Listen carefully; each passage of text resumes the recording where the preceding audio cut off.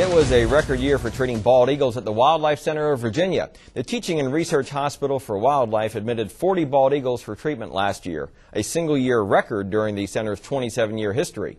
The bald eagles were part of a total of more than 2,500 animals admitted last year at the Waynesboro facility.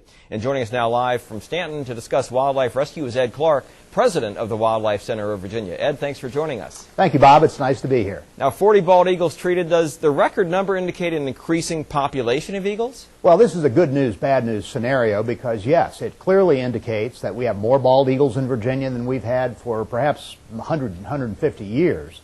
That's the good news. The bad news is, with more bald eagles, there are more of them getting in trouble and ending up at the Wildlife Center for medical care. All right.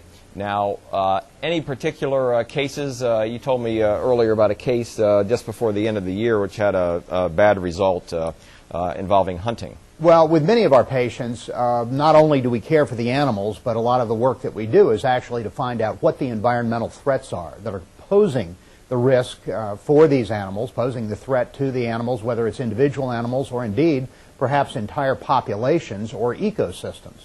And with eagles in particular, since they are at the top of the food chain, what happens to them is an indication that something is typically wrong in their system. And one of the birds we got in at the end of the year certainly held the proof of that statement. We had a bald eagle brought in just after Christmas that had ingested apparently the entrails from a harvested deer, and as part of that he swallowed 2 double-aught buck pellets.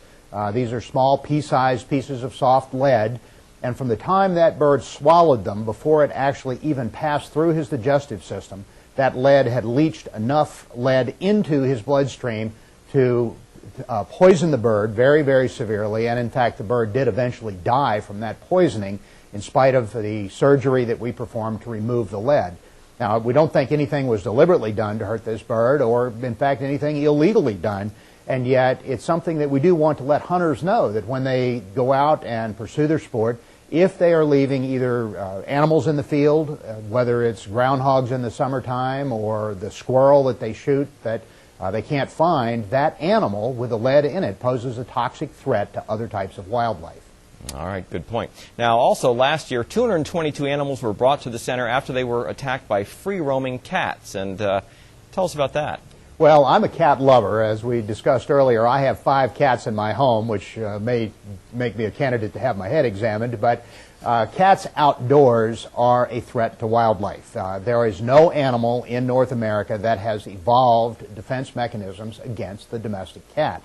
And even though the cat hunts by instinct, its hunting practice is not natural. Wild animals are used to dealing and coexisting with their natural predators, but cats kill because they're cats. Feral cats and even Fluffy, the house pet that's let outside for a little exercise, pose a great risk to wildlife.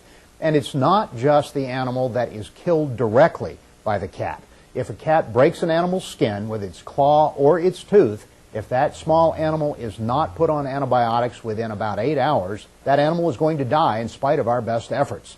And that's a message we send out to all cat lovers and cat owners. When you let your cat outdoors, you are posing a risk to wildlife. Not much time left, 30 seconds, but tell us about kidnap victims. Well, as spring we hope for and we know will soon be coming, people will get out and about a lot more than we are in this weather. And when they encounter animals in the wild, if they think one needs help, the thing we need them to do is to call us and get information about it first. A lot of the animals we get are unfortunately picked up when they don't need to be bothered.